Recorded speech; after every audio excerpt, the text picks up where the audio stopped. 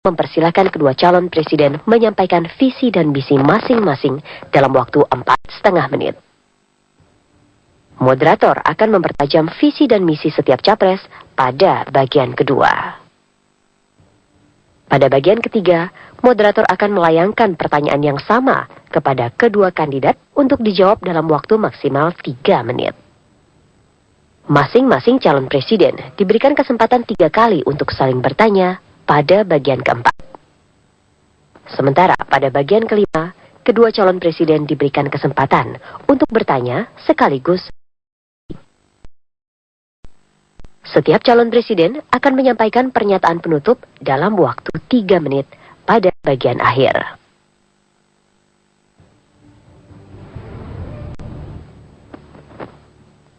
Itulah aturan main debat kali ini. Namun ada aturan tambahan. Pertama, untuk menjaga ketertiban dan konsentrasi kandidat, kami mohon agar tepuk tangan hadirin sekalian hanya dilakukan setelah kandidat selesai berbicara. Yang kedua, urutan berbicara dilakukan bergantian setiap debat.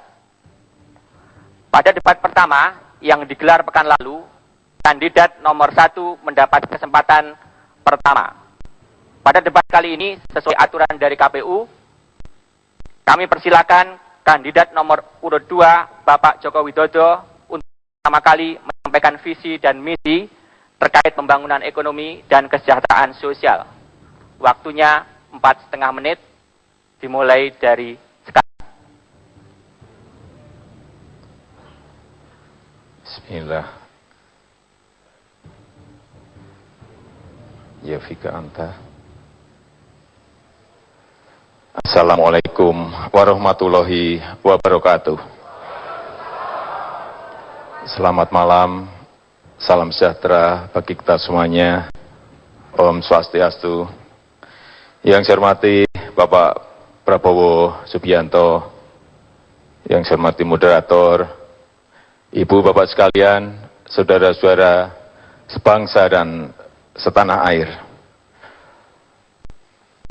Saya berdiri di sini karena saya saat bertemu Ibu Heli, tukang cuci dari Manado, Sulawesi Utara. Saya bertemu Pak Abdullah, nelayan dari Belawan di Sumatera Utara.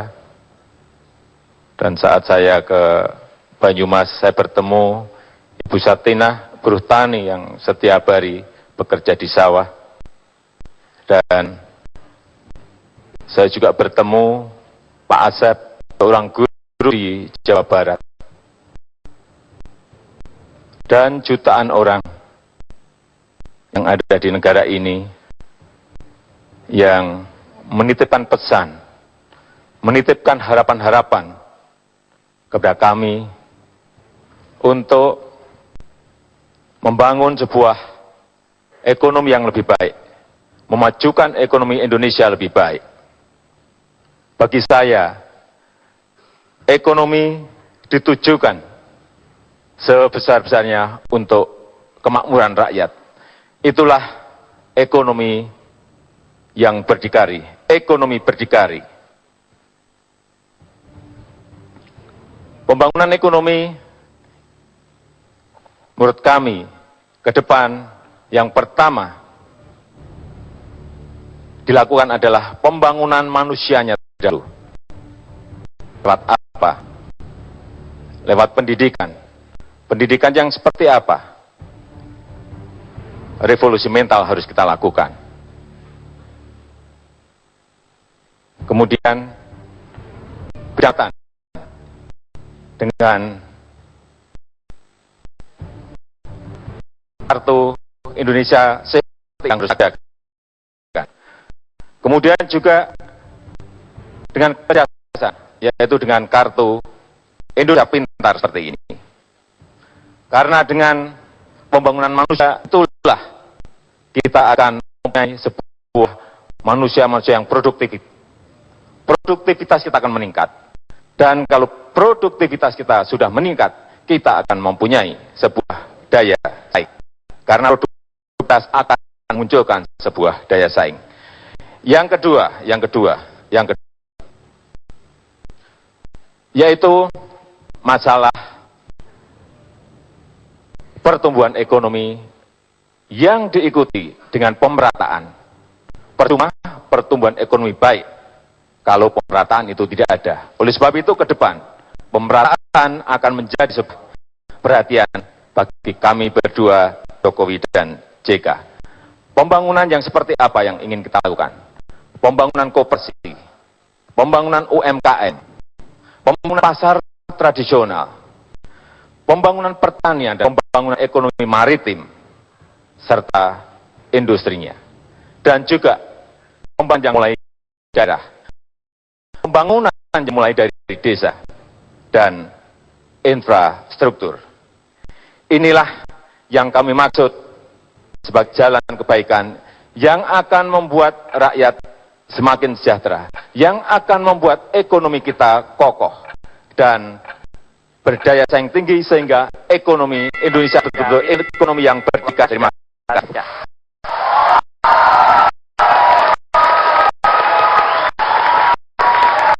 Terima kasih Pak Joko Widodo. Kini kami berikan kesempatan kepada Bapak Prabowo Subianto untuk menyampaikan visi dan waktunya sama 4,5 menit dimulai dari sekarang. Terima kasih. Bismillahirrahmanirrahim. Assalamualaikum warahmatullahi wabarakatuh. Salam sejahtera bagi kita sekalian. Shalom. Om Swastiastu. Saudara moderator, Saudara Joko Widodo, calon presiden nomor 2. Malam ini kita membahas pembangunan ekonomi dan kesejahteraan sosial. Kita mengerti bahwa tujuan kita bernegara adalah untuk mencapai kemakmuran bersama. Mana menciptakan banyak indah kita itu ini gratis, kesehatan gratis dan sebagainya. Masalahnya dari mana uangnya, dari mana daya untuk kita pakai untuk kita tumbuhkan kesejahteraan itu. Saudara-saudara sekalian, pada tanggal 7 September tahun yang lalu, KPK kita menyatakan bahwa kebocoran dan kehilangan kekayaan negara dari Republik Indonesia 1 tahun adalah 700 triliun. 1 tahun. Tim pakar kami menggunakan angka 1.000 triliun yang hilang. 1.000 triliun saja sudah fantastis, sudah luar biasa. Di sini rencana kami Prabowo Subianto dan Hatta Rajasa, manakah kami mandat dari rakyat Indonesia, ini sasaran kami. Kami ingin menutup kebocoran 1.000 triliun itu. Kami ingin menghemat, kami ingin memangkas, dan kami ingin mengalihkan yang 1.000 triliun bocor kita alirkan untuk ekonomi kerakyatan. Ekonomi untuk rakyat Indonesia, bukan rakyat untuk ekonomi. Kita ingin sekarang mengalir dana bukan dari desa ke kota, ke ibu kota, tapi balik dari ibu kota turun ke desa. Saya telah menandatangani deklarasi bahwa manakala saya terima mandat dari rakyat, saya akan alokasikan 1 miliar rupiah minimal untuk tiap desa dan kelurahan di seluruh Indonesia. Kita akan alirkan dana dari ibu kota turun ke rakyat Indonesia. Kami akan dalam 5 tahun meminimalkan korupsi dari APBD dan APBN. Naikkan penghasilan rata-rata rakyat Indonesia 2,5 kali lipat dari sekarang 3 juta per bulan menjadi 6 juta per bulan di 5 tahun kami. Kami sawah 2 juta hektar.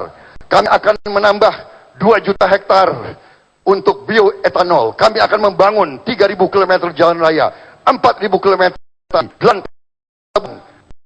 akan membuat bank dan juga lembaga saudara, dananya uangnya ada, tinggal kemauan kita. Kemauan kita, berani atau tidak kita kerja keras, berani atau tidak kita pangkas kebocoran, berani atau tidak kita berantas korupsi. Itu tekad Prabowo Subianto, Hatta Rajasa, dan seluruh ahli Merah Putih. Kami akan bekerja keras, sekeras-kerasnya untuk melakukan itu, sehingga penghasilan seluruh bangsa Indonesia akan naik.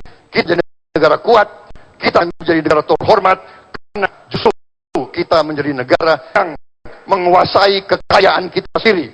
Kekayaan bangsa Indonesia harus untuk rakyat Indonesia, dan tidak boleh kita biarkan bocor terus atau mengalir ke luar negeri.